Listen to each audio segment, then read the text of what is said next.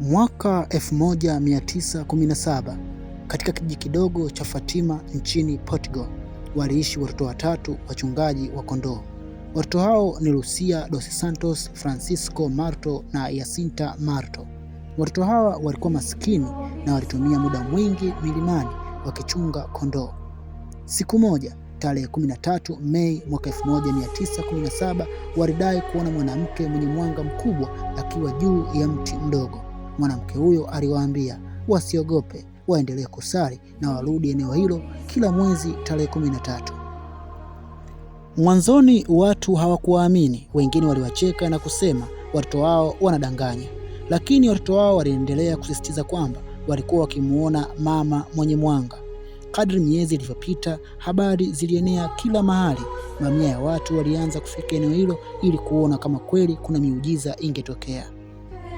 Tarehe 13 Oktoba mwaka 1917, maelfu ya watu walikusanyika eneo hilo kama kawaida kujionea, je, kingetokea nini? Ndipo tukio la ajabu lilitokea. Mvua kubwa sana ilinyesha, tena kubwa mno.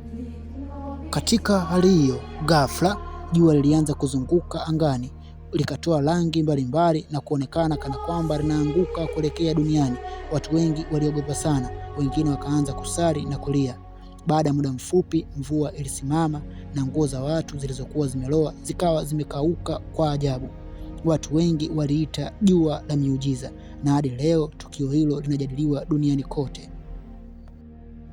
Watoto hao walisema kwamba mama huyo aliwapa siri nzito kuhusu siri za dunia, vita na umuhimu wa sala na maombi na toba. Siri hizo zimekuwa pia zikijadiliwa ndani ya kanisa Katoliki kwa miaka mingi.